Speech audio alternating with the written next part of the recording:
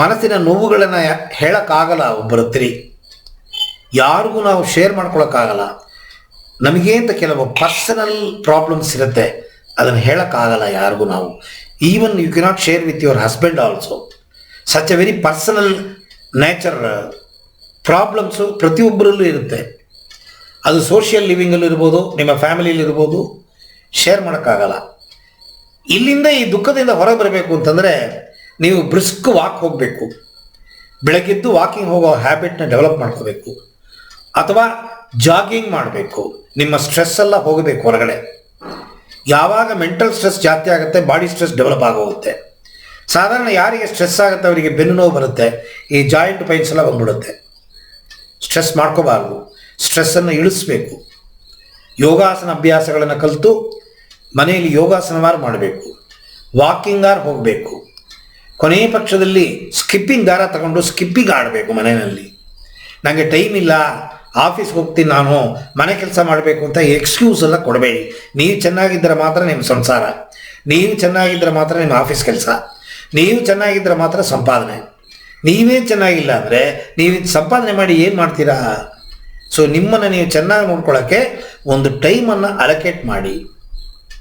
ನಿಮಗೆ ಹಾಡುಗಳು ಹಾಡಕ್ಕೆ ಬರುತ್ತೋ ಇಲ್ಲವೋ, ಅಪಸ್ವರ, ಶ್ರುತಿ ಇಲ್ಲ, ತಾಳ ಇಲ್ಲ, ರಾಗ ಇಲ್ಲ, ಪರವಾಗಿಲ್ಲ, ಕತ್ತೆ ಕೂಗುದಂಗೆ ಕೂಗಿ ರೂಮಲ್ಲಿ ಬಾಗಲಾಕೊಂಡು.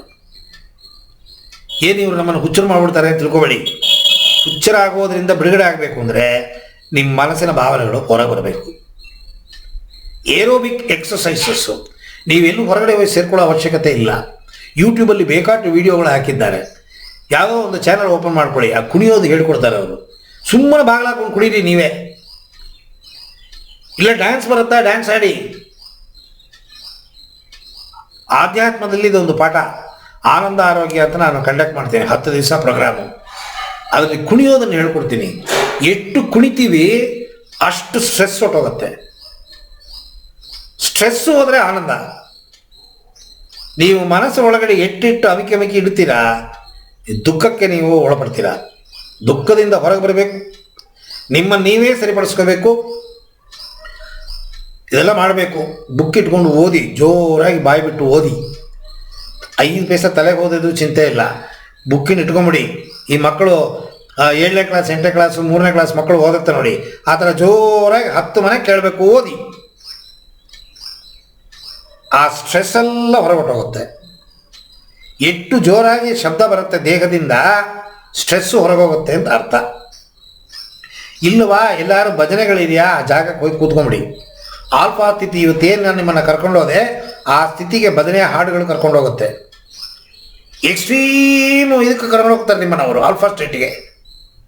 ವಿಠಲ ವಿಠಲ ವಿಠಲ ವಿಠಲ ವಿಠಲ ವಿಠಲ ವಿಠಲ, ಆ ವಿಠಲ ವಿಠಲ ವಿಠಲ ವಿಠಲ ನಿಮ್ಮನ್ನು ಮರೆಸಿಸ್ಬಿಡುತ್ತೆ. ನಿಮ್ಮ ಮನಸ್ಸು ಏನು ನೊಂದ್ಕೊತಾ ಇದೆ ಆ ನೋವಿಂದ ತೆಗೆಯುತ್ತೆ. ಅದು ಭಜನೆಗೆ ಅಷ್ಟು ಪವರ್ ಇದೆ. ಟೈಮ್ ಇಲ್ಲ ಅಂತ ಹೇಳಬೇಡಿ, ದೇವಸ್ಥಾನಕ್ಕೆ ಹೋಗಿ. ಅಪ್ಪಿತಪ್ಪಿ ಹಿಂದುವಾಗಿ ಹುಟ್ಟುಬಿಟ್ಟಿದ್ದೀವಿ. ದೇವರಿಗೋಸ್ಕರ ಹೋಗ್ತೀವೋ ಬಿಡ್ತೀವೋ, ನಿಮಗೋಸ್ಕರ ದೇವಸ್ಥಾನಕ್ಕೆ ಹೋಗಿ. ಆ ದೇವಸ್ಥಾನಕ್ಕೆ ಹೋಗುವ 1 ಅವರ್ ನಿಮ್ಮ ಮನಸ್ಸಲ್ಲಿರೋ ನೋವುಗಳನ್ನು ಬಿಡುಗಡೆ ಮಾಡುತ್ತೆ. ನೀವು ಮಾತೇ ಆಡಬೇಡಿ, ಟೆಂಪ್ಲಿಗೆ ಹೋಗಿ ಬನ್ನಿ.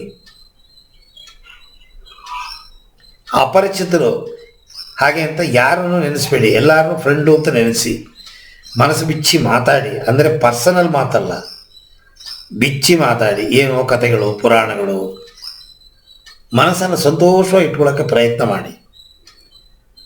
ಬೇಕಾಗ್ತಿದೆ, ನಾವು ಆನಂದ ಕೊಡಲ್ಲ ಮನಸ್ಸಿಗೆ, ಕೊಡೋದಕ್ಕೆ ಪ್ರಯತ್ನ ಮಾಡಿ.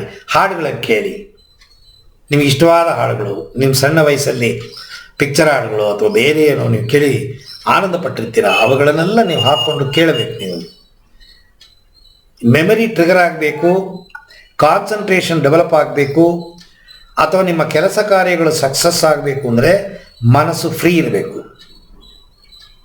ಮನಸ್ಸಲ್ಲಿ ಗೊಂದಲ ಇಟ್ಕೊಂಡು, ನೋವಿಟ್ಕೊಂಡು, ದುಃಖ ಇಟ್ಕೊಂಡು ಜೀವನದಲ್ಲಿ ಮುಂದೆ ಬರೋಕ್ಕೆ ಆಗಲ್ಲ. ಯಾರ ಜೀವನದಲ್ಲಿ ನೋವಿಲ್ಲ, ಯಾರ ಜೀವನದಲ್ಲಿ ದುಃಖ ಇಲ್ಲ, ಆನಂದ ಪಡೋರು ಒಬ್ಬರಿಲ್ಲ ಲೋಕದಲ್ಲಿ. ಎಷ್ಟು ಕೋಟಿ ಇದ್ದರೂ ದುಃಖವೇ. ದುಃಖ ಪಡೋದಕ್ಕೆ ಭಗವಂತ ನಮ್ಮನ್ನು ಹುಟ್ಟಿಸಿದ್ದಾನ. ಮಾಡಿದ ಪಾಪಕರ್ಮ ದುಃಖ, ಅದು ನಮ್ಮನ್ನು ನೋವಲ್ಲಿ ತಗೊಂಡೋಗಿ ತಳ್ಳತ್ತೆ. ನೀವು ಪ್ರಯತ್ನ ಮಾಡಿ ಹೊರಗೆ ಬರೋದಕ್ಕೆ ನೀವು ಸ್ಟೆಪ್ ತಗೋಬೇಕೇ ಹೊರತು ತಾನಾಗಿ ಹೋಗೋದಿಲ್ಲ. ಕರ್ಮಗಳಿಂದ ನೋವುಗಳು ಇದ್ದೇ ಇದೆ. ಆ ಕರ್ಮಗಳು ನಿಮಗೆ ನೋವನ್ನು ಕೊಟ್ಟೇ ಕೊಡುತ್ತೆ. ಹೊರಗೆ ಬರಬೇಕು, ನೀವು ಬೇರೆ ವಿಚಾರಗಳ ಮೇಲೆ ನಿಮ್ಮ ಮನಸ್ಸನ್ನು ಹಾಕಬೇಕು. ತಪ್ಪು ದಾರಿಗೆ ಹೋಗಬಾರ್ದು. ಎಣ್ಣೆ ಹೊಡೆಯೋದು, ಡ್ರಗ್ಸ್ ತಗೊಳ್ಳೋದು, ಸಿಗರೆಟ್ ಸೇದೋದು, ಅದು ತಪ್ಪು ದಾರಿ. ಮನಸ್ಸನ್ನು ಮರಿಬೇಕು ಅಂತ ತಪ್ಪು ದಾರಿಗೆ ಹೊರಟೋಗ್ತಾರೆ. ತಪ್ಪು ದಾರಿಗೆ ಹೋಗಬಾರ್ದು. ಸರ್ಜನರ ಸಂಘ ಮಾಡಿ,